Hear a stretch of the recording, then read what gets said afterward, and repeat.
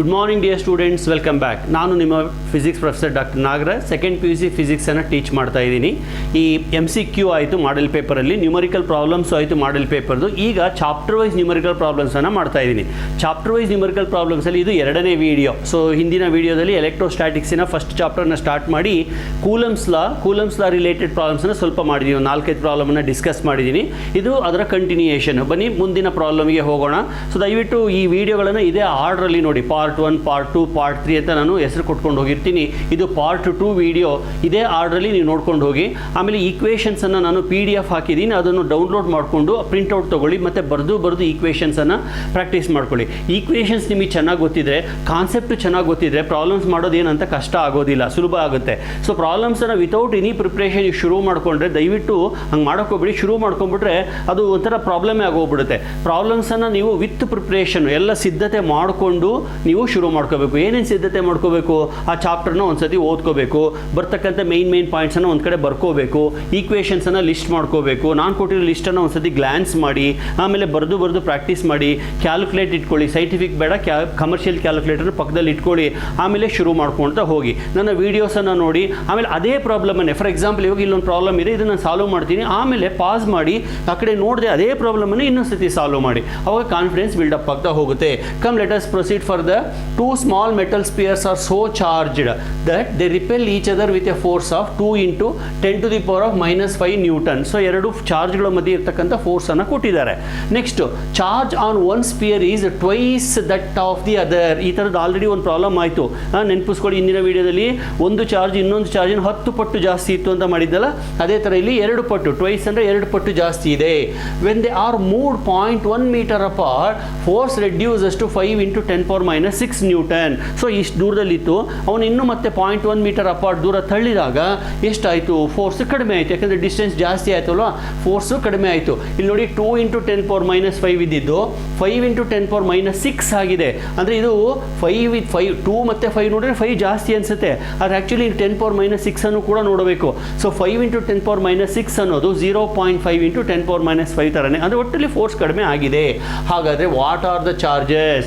ಆ ಎರಡು ಚಾರ್ಜ್ಗಳ ವ್ಯಾಲ್ಯೂಸ್ ಏನು? And what was the initial separation? ಮೊದಲಿದ್ದಂಥ ಡಿಸ್ಟೆನ್ಸ್ ಏನು? ನೋಡಿ, ಪ್ರಾಬ್ಲಮ್ ಅರ್ಥ ಮಾಡ್ಕೊಳ್ಳೋಕೆ ಎಷ್ಟೊತ್ತಾಯಿತು. ಸೊ ಈಗ ಸಮ್ಮರಿ ಹೇಳ್ಬಿಡ್ತೀನಿ. ಇಲ್ಲಿ 2 ಚಾರ್ಜ್ಗಳಿದ್ದಾವೆ, ಒಂದು ಇನ್ನೊಂದಕ್ಕಿಂತ 2 ಪಟ್ಟು ಜಾಸ್ತಿ ಇದೆ. ಅವೆರಡರ ಮಧ್ಯೆ D ಅನ್ನೋ ಡಿಸ್ಟೆನ್ಸ್ ಇದೆ. ಹಾಗಾಗಿ ಫೋರ್ಸ್ ಬಂದು 2 into 10⁻5 ಬರುತ್ತೆ. ಇದು ಮೊದಲನೇ ಫೋರ್ಸು. ಆಮೇಲೆ 2 ಚಾರ್ಜನ್ನು ದೂರ ತಳ್ಳಿದ್ರಿ. ಎಷ್ಟು ದೂರ ತಳ್ಳಿದ್ರಿ? ಮೊದಲಿದ್ದ ಡಿಸ್ಟೆನ್ಸ್ಗಿಂತ 0.1 meter ಜಾಸ್ತಿ ಮಾಡಿದ್ರಿ. D ಇತ್ತು, D + 0.1 ಆಯಿತು.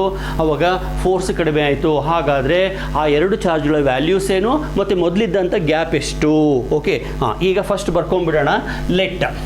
Let Q1 is equal to Q, Q2 is equal to 2 times of Q. ಅದನ್ನೇ ತಾನೇ ಇಲ್ಲಿ ಹೇಳಿರೋದು ಟ್ವೈಸ್ ಅಂತ. ಆಮೇಲೆ distance of separation is D. F1 is equal to 2 into 10 to the power of -5 Newton. Okay, ಈಗ ಏನು medium ಯಾವುದು ಅಂತ ಅವ್ರು ಹೇಳಿದೆ ಹೋಗಿರೋದ್ರಿಂದ ನಾವು ಕಂಫರ್ಟಬಲ್ ಆಗಿ ಏರ್ ಅಂತ ತಗೋಬಹುದು.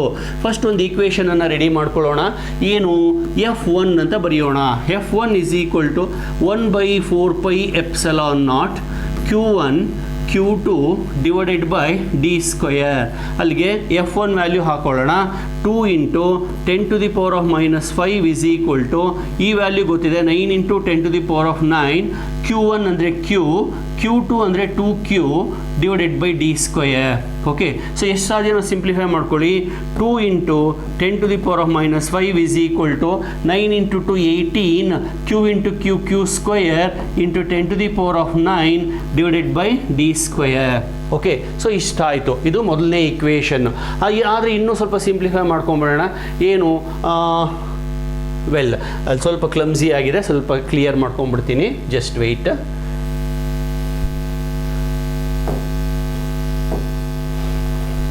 divided by D square, right? So 2 into 10 to the power of -5 is equal to 9 into 2 18, Q into Q square into 10 to the power of 9 divided by D square. Okay, ಸರಿ, ಇಷ್ಟಿರಲಿ. ಇದನ್ನು equation 1 ಅಂತ ಕರೆಯೋಣ. ಅಥವಾ ಇನ್ನು okay 10 ಪವರ್ಸನ್ನು solve ಮಾಡ್ಕೊಂಬಿಡಿ. 10 ಪವರ್ಸನ್ನು solve ಮಾಡ್ಕೊಂಬಿಡಿ. 10 power 9 ಈ ಕಡೆ ಬಂದುಬಿಟ್ರೆ ಕೆಳಗಡೆ ಬರುತ್ತೆ. ಅಲ್ಲಿಗೆ 2 into 10 to the power of -5 divided by 18 into 10 to the power of 9 is equal to Q square divided by D square ಆಯಿತು. ಓಕೆ, ಸೊ ಇಷ್ಟ ಆಯಿತು. ಸರ್ ಹಿಂಗೆ ಮಾಡಬೇಕಾ? ಏನಿಲ್ಲ, ಕ್ಯಾಲ್ಕುಲೇಷನ್ ನೀವು ಹೆಂಗೆ ಮಾಡಿಕೊಂಡ್ರು ನಡೆಯುತ್ತೆ, ಬಟ್ ಆನ್ಸರ್ ಕರೆಕ್ಟಾಗಿ ಬರಬೇಕು. 2/18 ಅಂದರೆ 1/9 ಅಥವಾ 2/18 ಅಂದರೆ 2 divided by 18 is equal to 0.11. ಈಗ 10 ಪವರ್ ಸಾಲ್ವ್ ಮಾಡೋದು ನಿಮ್ಗೆ ಆಲ್ರೆಡಿ ಗೊತ್ತಾಗಿದೆ. 9 ಮೇಲೆ ಹೋದರೆ ಮೈನಸ್ ಆಗುತ್ತೆ. -9 -5 ಅಂದರೆ 10 to the power of -14 is equal to Q square divided by D square. Call this as equation 1. Okay, ಹಾಂ, ಇದು ಫಸ್ಟ್ ಪಾರ್ಟ್ ಆಯಿತು.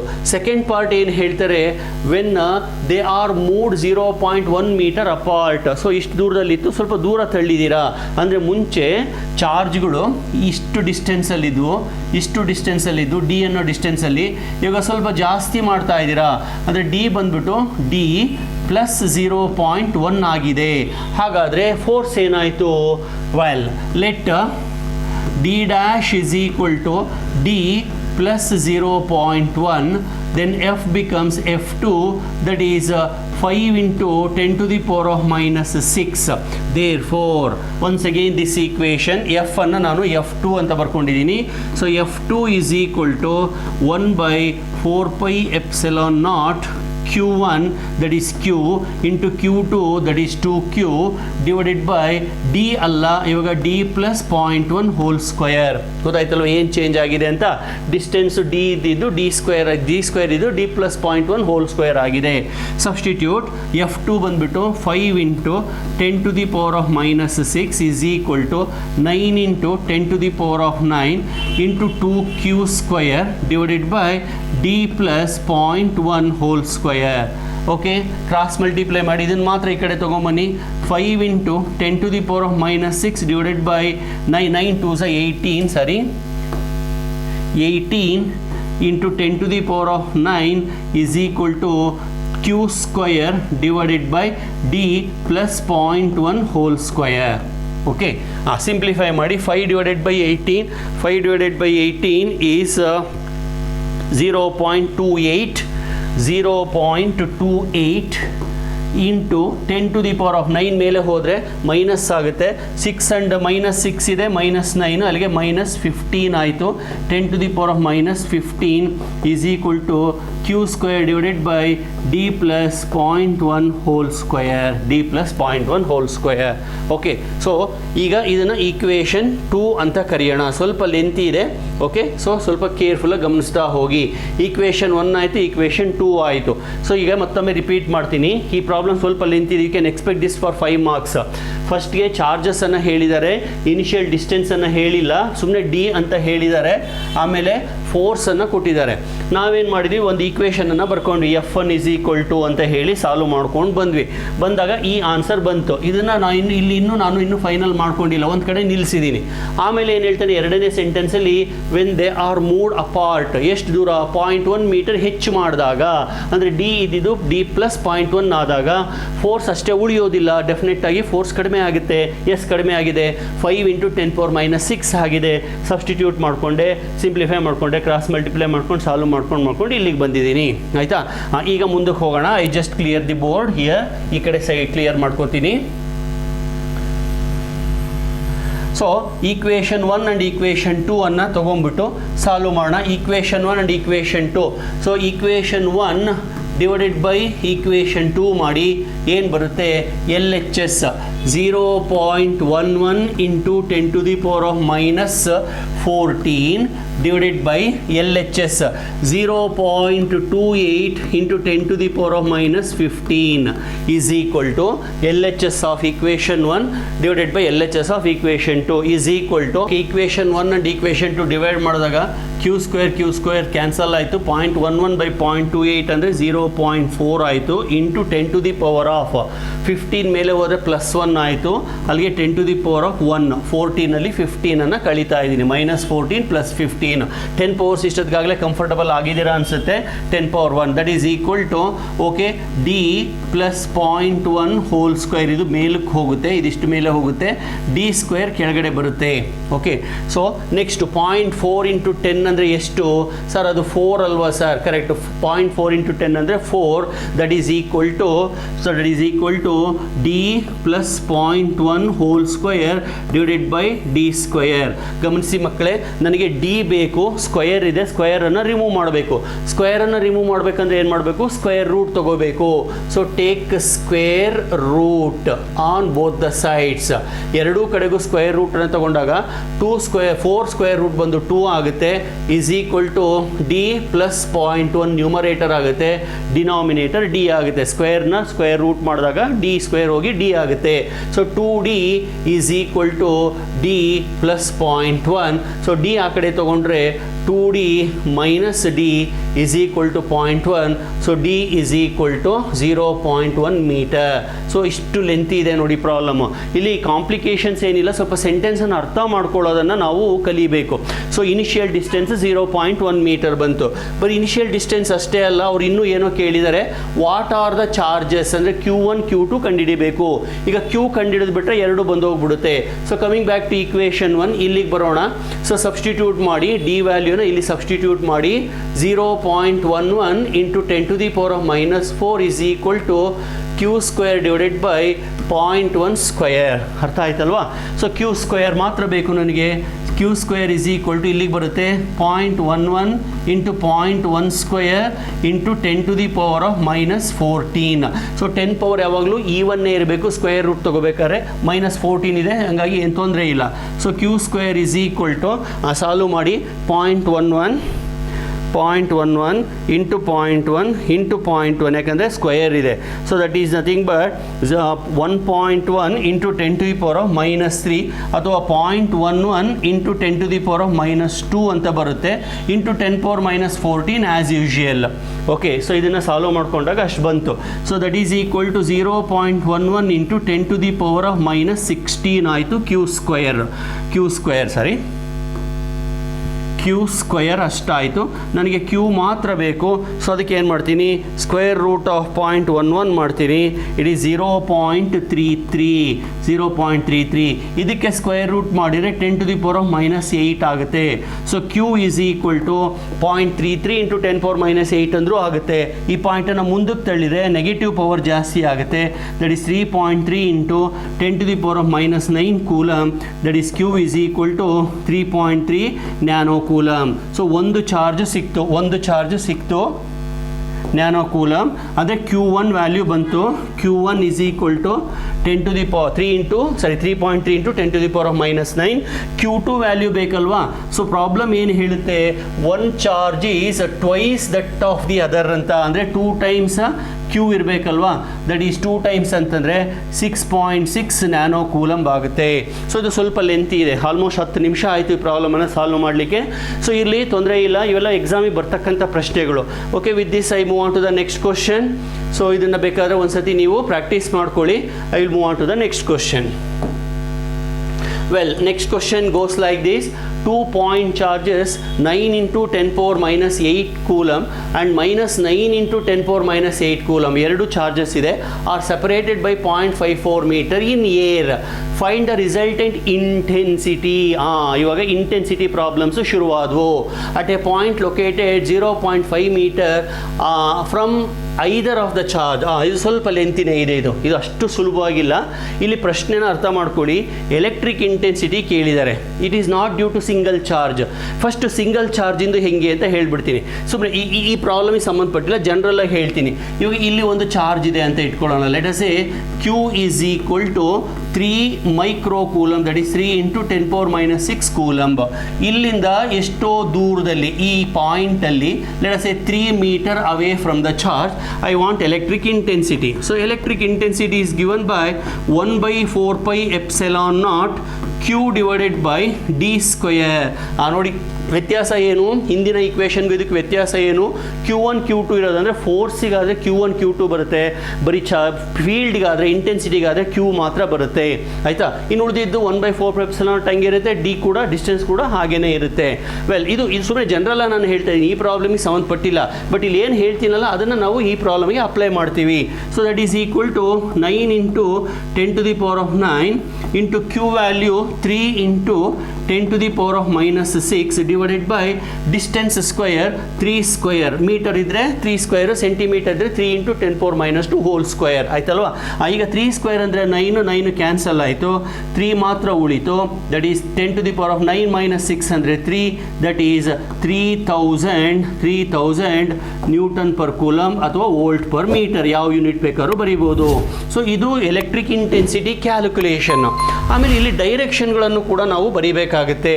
ಡೈರೆಕ್ಷನ್ ಹೆಂಗೆ ಬರೆಯೋದು ನೋಡಿ, suppose if the charge is positive then at the given point electric field is radially outward.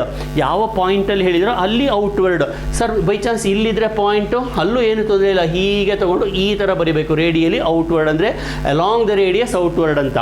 By chance ಅದು negative charge ಆಗಿದ್ದರೆ, ಇದು positive ಅಲ್ಲದೆ ನೆಗೆಟಿವ್ ಚಾರ್ಜ್ ಆಗಿದ್ದರೆ ರೇಡಿಯಲಿ ಇನ್ವರ್ಡ್ ಅಂತ. ಸಪೋಸ್ ಇಲ್ಲಿ ಕೇಳಿದಾರ ರೇಡಿಯಲಿ ಇನ್ವರ್ಡ್, ಇಲ್ಲಿ ಕೇಳಿದಾರ ರೇಡಿಯಲಿ ಇನ್ವರ್ಡ್, ಇಲ್ಲಿ ಕೇಳಿದಾರ ರೇಡಿಯಲಿ ಇನ್ವರ್ಡ್. ಸೊ ಪಾಸಿಟಿವ್ ಚಾರ್ಜ್ಗಾದರೆ ರೇಡಿಯಲಿ ಔಟ್ವರ್ಡ್, ನೆಗೆಟಿವ್ ಚಾರ್ಜ್ಗಾದರೆ ರೇಡಿಯಲಿ ಇನ್ವರ್ಡ್. ಒಂದೇ ಚಾರ್ಜಿಗಾದರೆ ಇಷ್ಟು ಬರೋದು ರೇಡಿಯಲಿ ಔಟ್ವರ್ಡ್ ಅಥವಾ ಅವೇ ಫ್ರಮ್ ದ ಚಾರ್ಜ್ ಅಂತ ಬರೆದ್ರೆ ಮುಗಿಯುತ್ತೆ. ನೆಗೆಟಿವ್ ಆದರೆ ಟುವರ್ಡ್ಸ್ ದಿ ಚಾರ್ಜ್ ಅಂತ ಬರೆದ್ರೆ ಮುಗಿಯುತ್ತೆ. ಆದರೆ ಇಲ್ಲಿ ಕೇಳಿರೋದು ಡ್ಯೂ ಟು 2 ಚಾರ್ಜಸ್ 9 × 10⁻⁸ ಮೈನಸ್ 9 × 10⁻⁸ ಅಂದರೆ ಒಂದು ಪಾಸಿಟಿವ್ ಇದೆ, ಇನ್ನೊಂದು ನೆಗೆಟಿವ್ ಇದೆ. ನೋಡೋಣ ಹೆಂಗೆ ಸಾಲ್ವ್ ಮಾಡೋದು ಅಂತ. Well I start with the problem ನಾವು. ಓಕೆ, ಇಷ್ಟೊತ್ತು ಹೇಳಿದ್ದು ಸುಮ್ಮನೆ ಜನರಲ್ ಆಗಿ ಈ ಪ್ರಾಬ್ಲಮನ್ನು ಸಾಲ್ವ್ ಮಾಡಲಿಕ್ಕೆ ಸ್ವಲ್ಪ ಬ್ಯಾಕ್ ಗ್ರೌಂಡನ್ನು ಕ್ರಿಯೇಟ್ ಮಾಡಿದೆ. ಈಗ ನಾನು based on this background I will try to solve the problem. First ನಾವು ಡಯಾಗ್ರಾಮನ್ನು ಬರ್ಕೋಬೇಕಾಗುತ್ತೆ. ಏನು ಹೇಳ್ತಾರೆ, 2 ಚಾರ್ಜ್ಗಳಿದ್ದಾವೆ. ಒಂದು 9 × 10⁻⁸ ಅಂದರೆ ಪಾಸಿಟಿವ್ ಚಾರ್ಜು, ಇನ್ನೊಂದು ನೆಗೆಟಿವ್ ಚಾರ್ಜ್. ಮಕ್ಕಳೇ ಗಮನಿಸಿ, ಇಲ್ಲಿ ಪಾಸಿಟಿವ್ ಚಾರ್ಜ್ ಇದೆ ಆಯಿತಾ. ಇಲ್ಲಿಂದ ಇಷ್ಟು ದೂರದಲ್ಲಿ ನೆಗೆಟಿವ್ ಚಾರ್ಜ್ ಇದೆ. ಸೊ ಇದು positive charge plus 9 × 10⁻⁻8 that is Q1. ಇದು Q2 ದಟ್ ಈಸ್ -9 × 10⁻⁻8. ಇವೆರಡರ ಮಧ್ಯೆ ಇರ್ತಕ್ಕಂಥ ಡಿಸ್ಟೆನ್ಸನ್ನು ಕೊಟ್ಟಿದ್ದಾರೆ 0.54 ಮೀಟರ್ ಅಂತ. This is 0.54 metre. Okay, next ಅಲ್ಲ ಇದು ಓಕೆ 0.54 ಮೀಟರ್. ಓಕೆ, ಈಗ ನೆಕ್ಸ್ಟ್ ಕೇಳಿರೋದು ನೋಡಿ, calculate electric intensity at a point located 0.5 metre from either charge. ಅಂದರೆ ಇಲ್ಲಿಂದ 0.5 ಮೀಟರ್ ದೂರದಲ್ಲಿ, ಇಲ್ಲಿಂದನೂ 0.5 ಮೀಟರ್ ದೂರದಲ್ಲಿ ನಾನು ಎಲೆಕ್ಟ್ರಿಕ್ ಇಂಟೆನ್ಸಿಟಿಯನ್ನು ಕಂಡುಹಿಡಿಬೇಕು. So this is the point P. ಈ ಪಾಯಿಂಟ್ ಹತ್ರ ನಾನು ಕಂಡುಹಿಡಿಬೇಕು. Okay, I call this as A, I call this as B, I call this as P ಅಥವಾ ಸಿ, ಏನು ಬೇಕಾದ್ರೂ ಕರೆಯೋಣ. ಓಕೆ, ಸಿ ಅಂತಂದೇ ಕರೆಯೋಣ ಬಿಡಿ. I call this as C. Well, so I have to find electric intensity at C. Okay, ಈಗ A C value ಎಷ್ಟು ಇಲ್ಲೇ ಹೇಳಿದರೆ, ಎ ಸಿ ವ್ಯಾಲ್ಯೂ 0.5 ಅಂತ. ಆಮೇಲೆ ಬಿ ಸಿ ವ್ಯಾಲ್ಯೂ ಎಷ್ಟು, ಅದು ಕೂಡ 0.5 ಅಂತಂದೇ ಹೇಳಿದ್ದಾರೆ ಆಯಿತಾ. ಹಾಗಾದರೆ ವಾಟ್ ಈಸ್ ದ ಇಂಟೆನ್ಸಿಟಿ? ಮಕ್ಕಳೇ ಫಸ್ಟ್ ನಾವು ಇಂಡಿವಿಜುವಲ್ ಇಂಟೆನ್ಸಿಟಿಯನ್ನು ಕಂಡುಹಿಡ್ಕೊಂಡ್ಬಿಡೋಣ. ಇ ಅನ್ನು ಕಂಡುಹಿಡ್ಕೊಂಡ್ಬಿಡೋಣ. That is first step, E due to charge A. E due to charge A ಆಗಲೇ ಮಾಡಿದ್ನಲ್ಲ, 1/4πε0 into QA divided by distance square, that is AC square. Okay, that is equal to 9 × 10⁻⁹ into QA, that is 9 × 10⁻⁻8 divided by AC. AC 0.5 ಇದೆ, square ಮಾಡ್ಕೊಂಡಾಗ 0.25 ಆಗುತ್ತೆ. ಒಂದು ಸ್ಟೆಪ್ಪನ್ನು skip ಮಾಡ್ತಾ ಇದ್ದೀನಿ, ಅಥವಾ 0.5 ಬರೆದು ಸ್ಕ್ವೇರ್ ಬರ್ಕೊಂಡ್ರು ನಡೆಯುತ್ತೆ. 5 ಸ್ಕ್ವೇರ್ 25, 0.5 ಸ್ಕ್ವೇರ್ ಇಸ್ 0.25. ಸೊ ಇದನ್ನು ಸಿಂಪ್ಲಿಫೈ ಮಾಡಿ. ಸೊ ಇ ಎ ಬಂದು ಹೋಗುತ್ತೆ. E A is equal to, so let me simplify, 9 × 9 divided by 0.25, that is equal to 324. This is 324 into, ಇಲ್ಲಿ +9 ಇದೆ, ಇಲ್ಲಿ -8 ಇದೆ, so finally 10 to the power of 1, that is 3240 Newton per Coulomb ಆಯಿತು. So EA value ಬಂತು. Okay, EA value is ready. Next ಎರಡನೇ ಸ್ಟೆಪ್ಪಲ್ಲಿ B ಕಂಡಿಡಿಯೋಣ.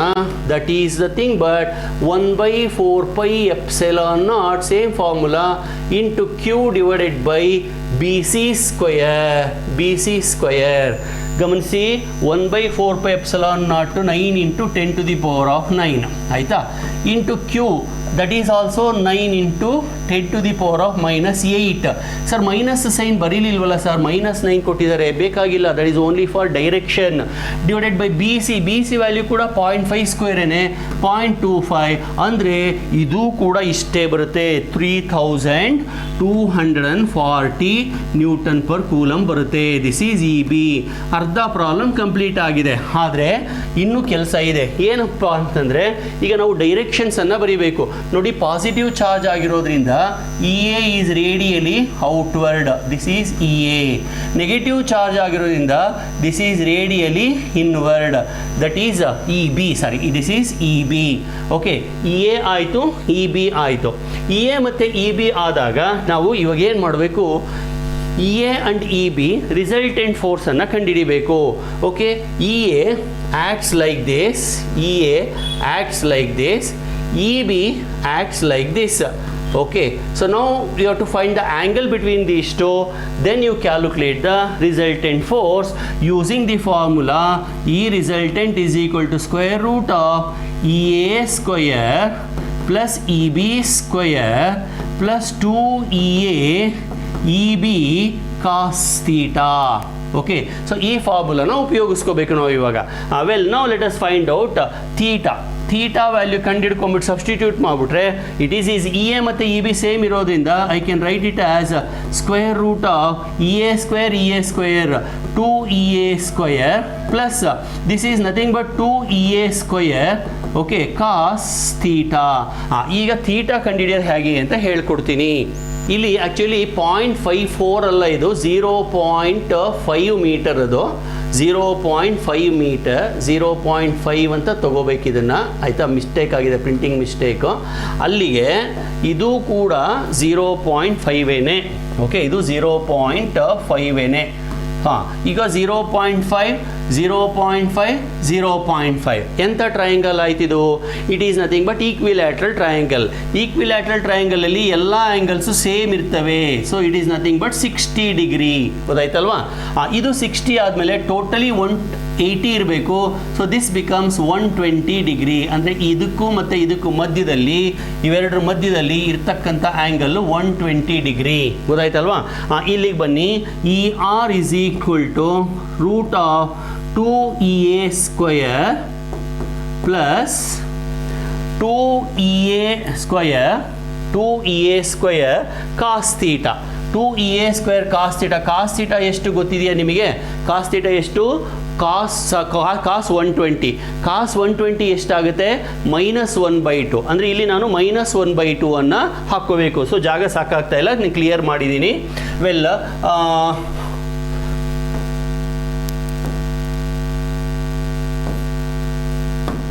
So ಈ ಥರ ಒಂದು EA ಇತ್ತು, ಈ ಥರ ಒಂದು EB ಇತ್ತು, ಇವೆರಡರ ಮಧ್ಯದಲ್ಲಿ 120 ಡಿಗ್ರಿ ಇತ್ತು.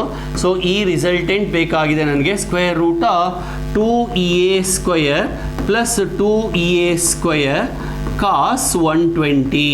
ಓಕೆ, ಸೊ ಕಾಸ್ 120 ನಿಮಗೆಲ್ಲ ಗೊತ್ತಿದೆ, -1/2 ಅಂತ. Therefore E resultant is equal to 2EA square plus 2EA square into -1/2 -1/2. So simplify ಮಾಡಿ 2 ಕ್ಯಾನ್ಸಲ್ ಆಯಿತು. ಸೊ ಅಲ್ಲಿಗೆ ER is equal to square root of 2EA square minus ಇಲ್ಲಿ ಬಂದ್ಬಿಡುತ್ತೆ EA square. Okay, so that is square root of EA square ಅಷ್ಟೇ ಆಯಿತು, ಯಾಕೆಂದರೆ 2ನಲ್ಲಿ 1 ಹೋದರೆ. So ಅಲ್ಲಿಗೆ ER ಮಾತ್ರ ಬೇಕು, that is root of EA square is nothing but EA. Okay, that is equal to 3540 Newton per Coulomb. So this is the resultant field due to 2 charges. ಮತ್ತೆ ಡಯಾಗ್ರಾಮ್ಗೆ ವಾಪಸ್ ಹೋಗೋಣ. ಇಲ್ಲಿ ಚಾರ್ಜ್ A ಇತ್ತು, ಇಲ್ಲಿ charge B ಇತ್ತು, charge A charge B. ಇಲ್ಲಿ ನನಗೆ field ಬೇಕಾಗಿದ್ದು, that is at C. Due to this charge radially outward, due to this charge radially inward, because this is positive, this is negative.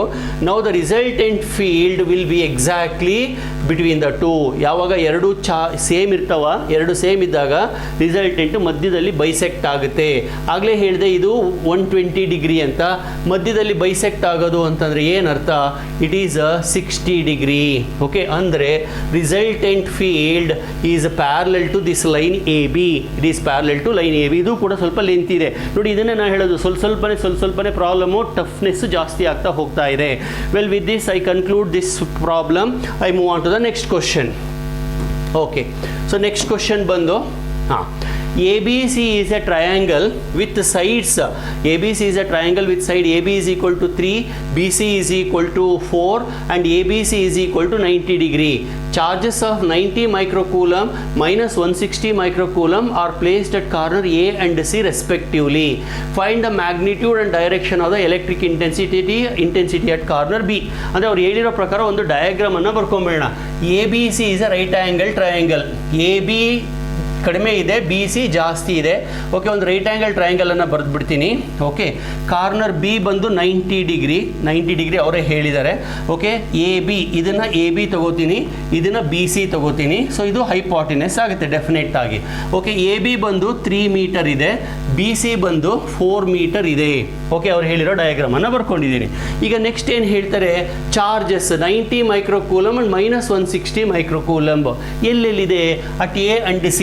ಇಲ್ಲಿರೋದು 90, ಇದು 90 ಮೈಕ್ರೋಕೂಲಂಬ್. ಇಲ್ಲಿರೋದು -160 microcoulomb charge ಇದೆ. Okay, ಇದನ್ನು ನಾನು QC ಅಂತೀನಿ, ಇದನ್ನು ನಾನು QA ಅಂತ ಕರಿತೀನಿ. ಓಕೆ, ಸೊ ಇದು ನೆಗೆಟಿವ್ ಚಾರ್ಜ್, ಇದು ಪಾಸಿಟಿವ್ ಚಾರ್ಜ್. ಆಮೇಲೆ ಇವಾಗ ನಾನು ಇಂಟೆನ್ಸಿಟಿ ಇಲ್ಲಿ ಕಂಡುಹಿಡಿಯಬೇಕು. ನೋಡಿ ಮಕ್ಕಳೇ, due to positive charge radially outward, that is EA. Due to negative charge it is radially inward, that is EC. Okay, ಅವೆರಡರ ಮಧ್ಯೆ ಇರೋ ಆ್ಯಂಗಲ್ ಥೀಟಾ 90 ಡಿಗ್ರಿ. ಸುಮಾರು ಇನ್ಫಾರ್ಮೇಷನ್ ನನಗೆ ಇಲ್ಲಿ ಡಯಾಗ್ರಾಮಲ್ಲೇ ಸಿಕ್ಕಿ ಹೋಗ್ಬಿಡ್ತು. ಈಗ ಏನಿದ್ರು ಸಬ್ಸ್ಟಿಟ್ಯೂಷನ್ ಆ್ಯಂಡ್ ಸಿಂಪ್ಲಿಫಿಕೇಶನ್. ಓಕೆ, ಏನು ಮಾಡಬೇಕು?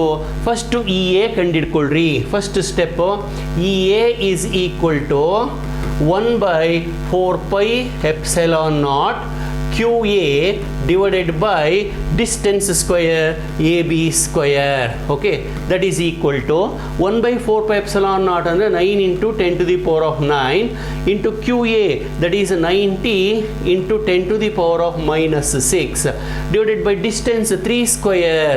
Okay, so simplify further. 3 square and 9 cancel, 9 cancel, ಉಳಿದಿದ್ದು 90. ಸೊ EA ಬಂತು, EA is equal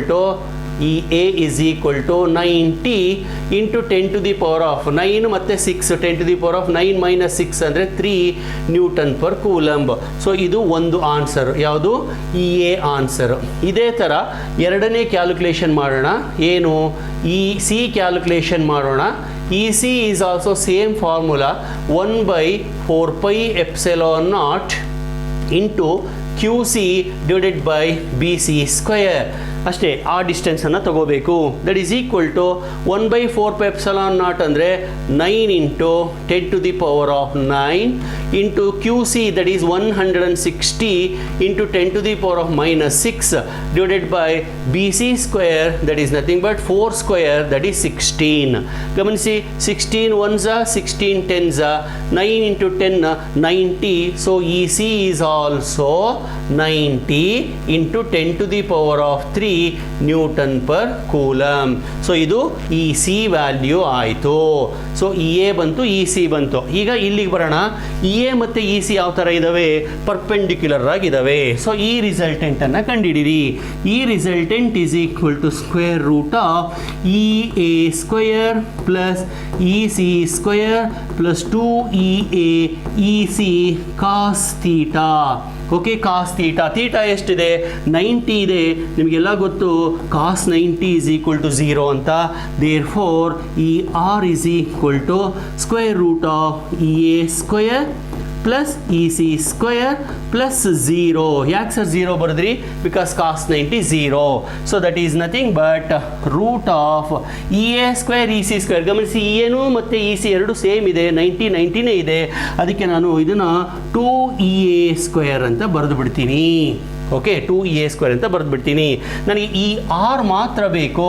ಅಲ್ಲಿಗೆ E R is equal to root ತೆಗಿಬೇಕು. EA ಸ್ಕ್ವೇರ್ನ ರೂಟಿಂದ ತೆಗೆದ್ರೆ EA ಆಗುತ್ತೆ into root 2. Okay, so that's all. E R is therefore is equal to EA ಅಂದರೆ 90 into root 2 into 10 to the power of 3 Newton per Coulomb. Okay, so this is the final answer. So ಗೊತ್ತಾಯ್ತಲ್ವಾ? So newton per coulomb. ಸರಿ sir, final answer ಏನೋ ಬಂತು, but angle ಏನು sir? ನೋಡಿ, ಯಾವಾಗಲೂ ಯಾವ direction ಕೇಳ್ಬೋದು. ಬರೀ ಮ್ಯಾಗ್ನಿಟ್ಯೂಡ್ ಕೇಳಿದರೆ ಇಷ್ಟಕ್ಕೆ ನಿಲ್ಲಿಸಿ, ಆಯಿತಾ? ಮ್ಯಾಗ್ನಿಟ್ಯೂಡ್ ಕೇಳಿದ್ರೆ ಇಲ್ಲಿಗೆ ನಿಲ್ಲಿಸಿ. ಆದರೆ ಡೈರೆಕ್ಷನನ್ನು ಕೇಳಿದಾಗ ಏನು ಮಾಡಬೇಕು? ಗಮನಿಸಿ ಮಕ್ಕಳೇ, ಇವೆರಡು ಸೇಮ್ ಇದ್ದಾಗ ರಿಸಲ್ಟೆಂಟು ಕರೆಕ್ಟಾಗಿ ಅದ್ರ ಮಧ್ಯದಲ್ಲಿ ಇರುತ್ತೆ. ಅಂದರೆ ಅದು ಬೈಸೆಕ್ಟ್ ಮಾಡುತ್ತೆ, provided both of them are same. Same ಇಲ್ಲದೆ ಹೋದಾಗ ಏನು ಮಾಡಬೇಕು? ಅದಕ್ಕೆ ಇನ್ನೊಂದು ಈಕ್ವೇಷನ್ ಇದೆ, ನಾನು ಆಮೇಲೆ ಹೇಳ್ತೀನಿ. ಸೊ ಈಗ ಸದ್ಯಕ್ಕೆ EA ಮತ್ತು EC ಸೇಮ್ ಇರೋದ್ರಿಂದ ಮಧ್ಯಕ್ಕೆ ಬೈಸೆಕ್ಟ್ ಆಗುತ್ತೆ. ಅಂದರೆ ಈ ಆ್ಯಂಗಲನ್ನು ನಾವು 45 ಡಿಗ್ರಿ ಅಂತ ಬರೀಬಹುದು. ಗೊತ್ತಾಯ್ತಲ್ವಾ? ಸೊ ಈ ಥರ ಇಂಟೆನ್ಸಿಟಿ ಬಂದಾಗ ಫೋರ್ಸಲ್ಲಿ ಡೈರೆಕ್ಷನ್ ಇರಲ್ವಾ ಸರ್? ಫೋರ್ಸು ವೆಕ್ಟರ್ ಕ್ವಾಂಟಿಟಿನೇ ಅಲ್ವಾ? ಹೌದು, ಆದರೆ ಫೋರ್ಸಿಗಿಂತ ಇಂಟೆನ್ಸಿಟಿನಲ್ಲಿ ಜಾಸ್ತಿ ಡೈರೆಕ್ಷನ್ ಕಾನ್ಸೆಪ್ಟ್ ಇನ್ವಾಲ್ವ್ ಆಗಿರೋ ಪ್ರಾಬ್ಲಮ್ಸ್ ಬರ್ತವೆ. ಸೊ ಸ್ವಲ್ಪ ಬೋರ್ಡ್ ವರ್ಕ್ ಸ್ವಲ್ಪ ಅಷ್ಟು ನೀಟಾಗಿ ಬಂದಿಲ್ಲ. ಏನಂದರೆ ನಾನು ಎಲ್ಲೆಲ್ಲಿ ಸಿಗುತ್ತೆ ಅಲ್ಲೆಲ್ಲ ಮಾಡ್ಕೊಂಡು ಹೋಗಿದ್ದೀನಿ. ಸೊ ದಯವಿಟ್ಟು ಸ್ವಲ್ಪ ಕೇರ್ಫುಲ್ಲಾಗಿ ಗಮನಿಸ್ಕೊಂಡು ನೀವು ಕ್ಯಾಲ್ಕುಲೇಷನ್ಸನ್ನು ಒಂದು ಕಡೆ ಪ್ರಾಕ್ಟೀಸ್ ಮಾಡ್ಕೊಳ್ಳಿ. Well, with this I conclude this problem and also I conclude this video. ಸಾಕು, ಒಂದು 3-4 ಪ್ರಾಬ್ಲಮೇ ಮಾಡ್ಕೊಂಡು ಹೋಗೋಣ. ನೆಕ್ಸ್ಟ್ ವೀಡಿಯೋದಲ್ಲಿ ಇನ್ನೂ ಸ್ವಲ್ಪ ಜಾಸ್ತಿ ಹೇಳ್ತಾ ಹೋಗ್ತೀನಿ. ಓಕೆ, ಸೊ 4 ಪ್ರಾಬ್ಲಮ್ ನೋಡಿ. ಇವಾಗ ಇಂಟೆನ್ಸಿಟಿದು 4 ಪ್ರಾಬ್ಲಮ್ ಕಲ್ತ್ಕೊಂಡಿದ್ದೀರಾ. 4 ಪ್ರಾಬ್ಲಮನ್ನು ನೀವು ಒಂದ್ಸತಿ ಸಾಲ್ವ್ ಮಾಡಿ. ಈಗ ಟ್ರಯಾಂಗಲ್ ಕೊಟ್ಟಿದ್ದೀನಿ, ನೀವು ಸ್ಕ್ವೇರ್ದನ್ನು ಮಾಡಿ. ಇನ್ಫ್ಯಾಕ್ಟ್ ನೆಕ್ಸ್ಟ್ ಪ್ರಾಬ್ಲಮ್ ಅದೇ ಥರ ಇದೆ, ಸ್ಕ್ವೇರ್ ಪ್ರಾಬ್ಲಮೇ ಇದೆ, ಆಯಿತಾ? ಅದನ್ನು ನಾನು ಇನ್ನೊಂದು ವೀಡಿಯೋದಲ್ಲಿ ಮಾಡ್ತಾ ಹೋಗ್ತೀನಿ. ಇಲ್ಲಿದೆ ನೋಡಿ, AB and D of A square ಅಂತ ಇದೆ. ಓಕೆ, ಸಾರಿ. ಸೊ ಸ್ಕ್ವೇರ್ ಪ್ರಾಬ್ಲಮ್ ಇದೆ, ಅದನ್ನು ನಾನು ಇನ್ನೊಂದು ವೀಡಿಯೋದಲ್ಲಿ ಹೇಳ್ತಾ ಹೋಗ್ತೀನಿ. So please stay with me and also press the like button press ಮಾಡಿ. ಆಮೇಲೆ ಸಬ್ಸ್ಕ್ರೈಬ್ ಆಗಲಿಕ್ಕೆ ನಿಮ್ಮ ಫ್ರೆಂಡ್ಸ್ಗಳಿಗೆಲ್ಲ ಹೇಳಿ, ತುಂಬ ಬೆನಿಫಿಟ್ ಆಗುತ್ತೆ ನಿಮಗೆ. Okay, so with this I close this video. Thank you very much.